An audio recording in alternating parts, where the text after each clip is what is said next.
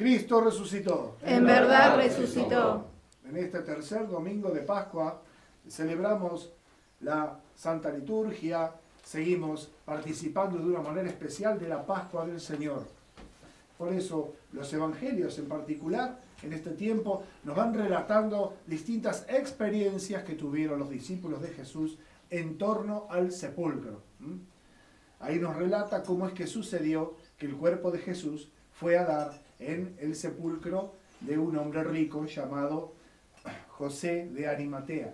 José de Arimatea era un hombre importante, era un hombre muy instruido, piadoso, religioso, era una persona en quien vemos, podemos decir, lo mejor del judaísmo previo a Jesús. Vemos al hombre que se esfuerza de todo corazón por ser fiel y está esperando el regreso del Mesías, ¿sí?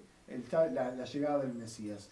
Lo conoce a Jesús, pero por miedo a los adversarios de Jesús no lo manifiesta. Lo mismo que Nicodemo, que también era compañero, Nicodemo, de José de Arimatea. Esta persona noble tenía un sepulcro preparado en previsión a cuando él se muriera.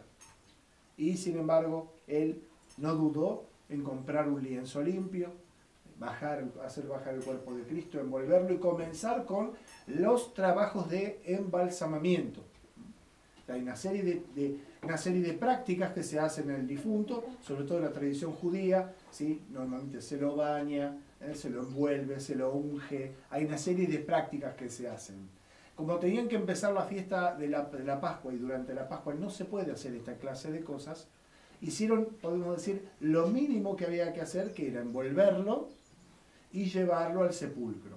Por eso, la mañana del domingo, María Magdalena y la otra María fueron con los aromas, por eso habla de las mujeres miróforas, portadores de aromas. Las portadoras de aromas son estas mujeres que estaban pensando ir lo antes posible para hacer este acto de misericordia, esta obra de misericordia con el Señor, de terminar la sepultura. Llevaban una mezcla de aromas de unos 30 kilos, bastante pesado. Así que estas dos mujeres en medio de la madrugada, imagínensela apuradas ellas, tratando de que no las vean, que no las detecten, porque toda la cuestión en torno a Jesús estaba muy revuelta. Entonces, ellas portando los aromas que eran pesados, llegan allá para terminar de hacer toda la preparación y se encuentran. Imaginen, además piensen, discípulas de Jesús lo han seguido, lo han visto multiplicar el pan, lo han visto resucitar muertos, dar la vista a los ciegos, hacer andar a los paralíticos, y ahora lo saben muerto y en un sepulcro. Lo han visto entrar glorioso en Jerusalén pocos días antes, una semana antes. Y hoy, que no en ningún momento se paralizaron frente a todo esto, que no había manera de componerlo, no había manera de entender qué es lo que había pasado. Sin embargo, ellas fueron a cumplir con esto, escondidas de los demás, fueron ni bien comenzó, les puntaba el día, y como decíamos, llegaron y vieron la puerta de un sepulcro de piedra, es una piedra chata, ¿sí? Que se mueve con mucho esfuerzo y cierra. Vieron la puerta corrida, era una puerta muy pesada. Una de las preguntas que se hacían las mujeres cuando iban camino al sepulcro es: ¿quién nos abrirá, quién nos correrá la puerta del sepulcro? Estamos cargando con 30 kilos de aromas, estamos escapando de las miradas de los demás, vamos para el sepulcro y no sabemos quién nos va a abrir. Ahí vemos en esto una gran confianza en la providencia y ponerse en manos de Dios, en lo cual no todo estaba resuelto. Ya no es que dijeron: hoy no nos puede acompañar fulanito, no nos puede abrir la puerta, entonces mejor quedémonos. No, fueron a pesar de que no sabían cómo Dios les iba a ayudar para poder cumplir con esta obra de misericordia que es dar la sepultura al muerto, ¿sí? Llegan al lugar, se encuentran con la puerta corrida. Alguien estuvo y sale un joven resplandeciente que les dice: están buscando entre los muertos a aquel que vive. Como canta el Hipacoi que cantamos recién antes de la comunión, adelantándose a la aurora, las compañeras de María, ¿sí? Encontrándose a la puerta del sepulcro, vieron que ya estaba vacío, ¿sí? Y sale el ángel y dice: ¿por qué buscáis como muerto a aquel que ya mora en la luz eterna? mirad el sudario, corred y anunciad al mundo que el Señor ha resucitado, que Él ha matado a la muerte, porque Él es el Hijo de Dios, el Salvador de los hombres. Ven que cantamos lo que creemos. Eso es lo que nosotros creemos, lo que nosotros sabemos por la fe. Y como decía, el Lipacoy resume muy bien este momento, adelantándose a la aurora. Yendo, ¿quién nos abrirá la puerta? Y nos encontramos con que el ángel del Señor se adelanta, corre la puerta, Cristo ha resucitado, se adelanta y ellas estaban temblando de miedo. Temblando como una hoja, volvieron y no querían decir nada a nadie. Estaban consternadas. ¿Qué había pasado? Fíjense, estaban más consternadas por ver a un ángel que por haber visto todo lo que le pasó a Jesús. Lo que le había pasado a Jesús no las había paralizado.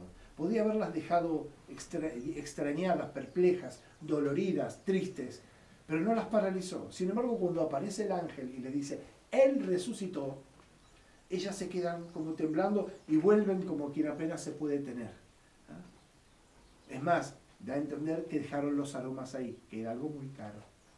Eran unos 30 kilos de aromas y de nardo y de todas esas cosas, eran cosas muy caras.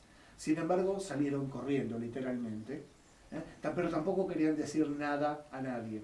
Por otros relatos del Evangelio sabemos que efectivamente, ¿sí?, se impuso la naturaleza y terminaron contando lo que habían visto. Entonces fueron a decir a los apóstoles que fueron y que no estaba y que un ángel les había dicho y de una manera u otra lo comunicaron. Pero nosotros frente al hecho de la resurrección también tenemos que, podemos decir, medirnos. Medirnos. A veces nos va mal con las cosas de la fe y no nos hacemos demasiado problema. No, seguimos, nos va mal en la vida, buscamos, pedimos un poco de ayuda, pero a veces Dios sale a nuestro encuentro, nos da una gran sorpresa, nos regala una gran gracia, nos hace un gran anuncio, nos abre una enorme puerta y no sabemos qué hacer. Nos quedamos temblando.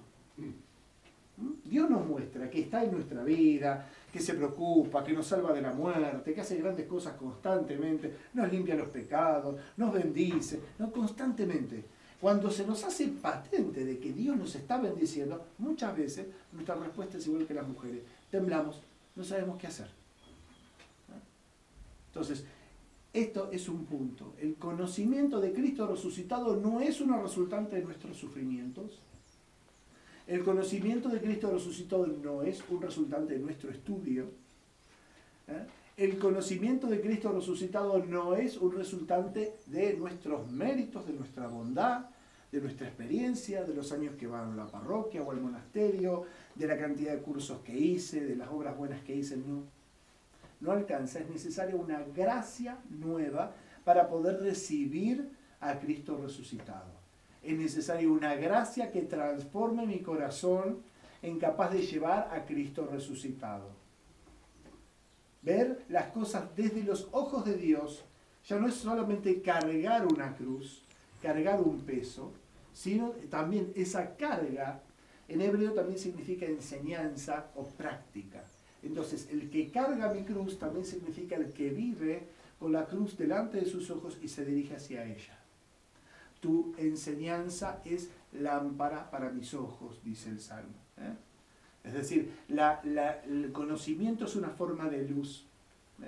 Entonces, el Señor, cuando dice el que carga mi cruz y me sigue, también podemos entenderlo en hebreo, como Él lo dice, mi yugo es llevadero y mi carga es ligera. Esto en el lenguaje de los rabinos significa que mi enseñanza, ¿sí?, no es difícil de entender, y su práctica no es difícil de hacer. Mi yugo, saben lo que se le pone a los animales, es llevadero. Mi carga es ligera. Él dice, el que carga mi cruz, carga su cruz y me sigue, va a llegar a la salvación. Nosotros a veces lo tomamos como decir, bueno, aguantarse lo que le tocó sufrir. Es algo mucho más por encima de eso.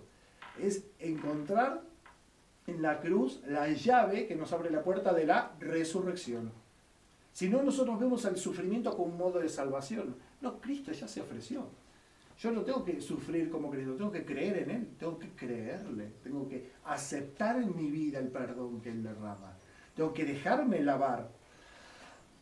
Los ladrones que estaban junto a Cristo no se salvaron por sus propios sufrimientos, sino que sufrían lo mismo, pero ese sufrimiento no salvaba. Nosotros estamos aquí por lo que hicimos, dijo uno. El otro dijo, si sos Dios, salvame. Uno desafió a Dios y se quedó sin el perdón. El otro se puso en manos de Dios y se salvó. Ahora, ¿qué los salvó? ¿La cruz de Cristo o la cruz que llevaban ellos? Eso es bueno empezar. Nosotros a veces creemos que porque sufrimos mucho o lo que fuera, con eso ya está. Entonces no, es el yugo de Cristo y la carga de Cristo. Su enseñanza y su práctica, que es mirar, contemplar el camino de la resurrección. Nosotros caminamos hacia la resurrección. En eso consiste ser cristiano. Y cuando caminamos a la resurrección, también caminamos hacia la luz. Y también hemos de ir despojándonos de las obras de las tinieblas, de todo aquello que en nosotros no corresponde al reino de los cielos.